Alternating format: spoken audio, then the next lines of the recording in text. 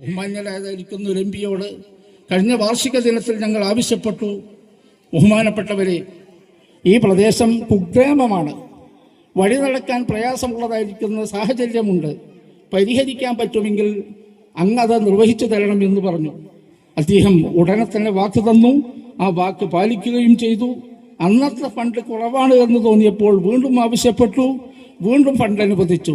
ഇന്ന് ആ കാര്യം അദ്ദേഹത്തിൻ്റെ ക്ഷീണം വകവെക്കാതെ അദ്ദേഹം നമ്മൾക്ക് സാന്നിധ്യം നൽകുകയും ഇവിടെ വരികയും നവീകരിച്ച റോഡിൻ്റെ ഉദ്ഘാടനം നിർവഹിക്കുകയും ചെയ്തു എന്ന മഹാന്മാരായിരിക്കുന്ന നേതാക്കൾ.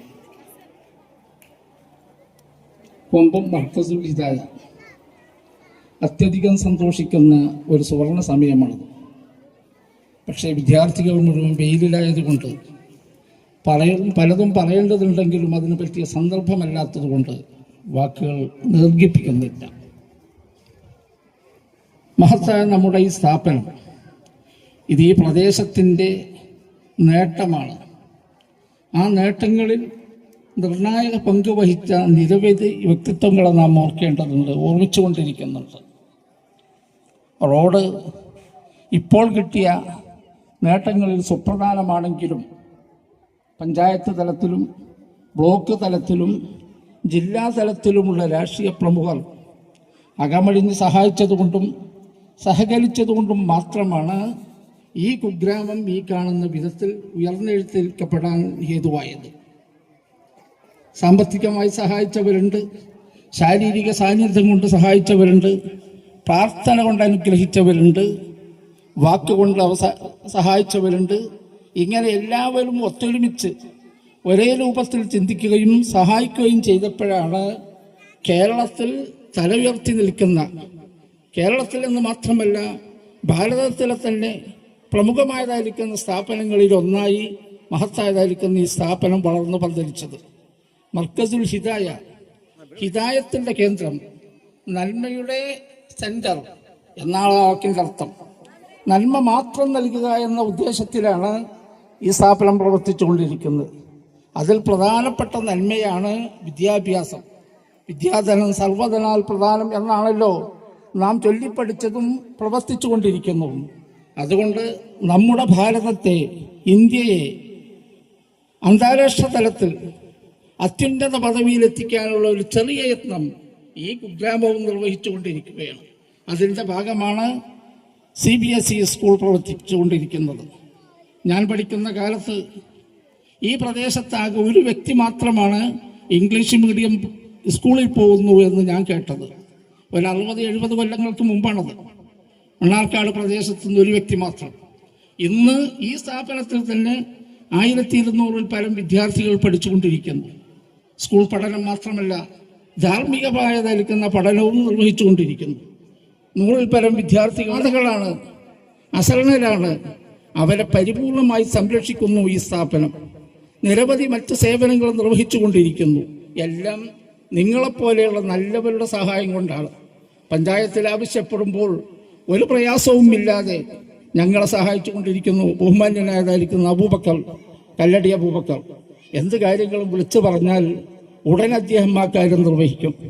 ബ്ലോക്കിൻ്റെ കാര്യം വന്നപ്പോൾ ബഹുമാന്യനായതായിരിക്കുന്ന അതിൻ്റെ മെമ്പർ തെക്കൻ ബഷീർ ആവശ്യമുള്ളതെല്ലാം ചെയ്യാമെന്ന് പറഞ്ഞ് ഞങ്ങളുടെ കൂടെ നിന്നു. ഈ പ്രദേശത്തിൻ്റെ പഞ്ചായത്തിലെ മെമ്പർമാരും സഹപ്രവർത്തകന്മാരും ഞങ്ങളുടെ കൂടെ നിന്നു.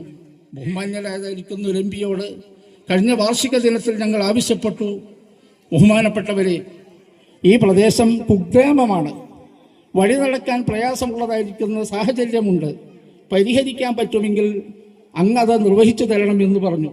എൻ്റെ വാക്ക് പൂർത്തിയാകുന്നതിൻ്റെ മുമ്പ് തന്നെ ഉടനെ എഞ്ചിനീയർമാരുമായി ബന്ധപ്പെട്ട് ആവശ്യമായതായിരിക്കും നിർദ്ദേശം നൽകി. പിറ്റേ ദിവസം കലക്ടർക്ക് ഫണ്ട് അനുവദിച്ചുകൊണ്ടുള്ള കത്തയച്ചതിൻ്റെ കോപ്പി എനിക്ക് കിട്ടി. ഇത്രമാത്രം ആത്മാർത്ഥതയോടുകൂടെ പ്രവർത്തിച്ച ഒരു വ്യക്തിത്വത്തെ മുമ്പ് എനിക്ക് അനുഭവപ്പെട്ടിട്ടില്ല.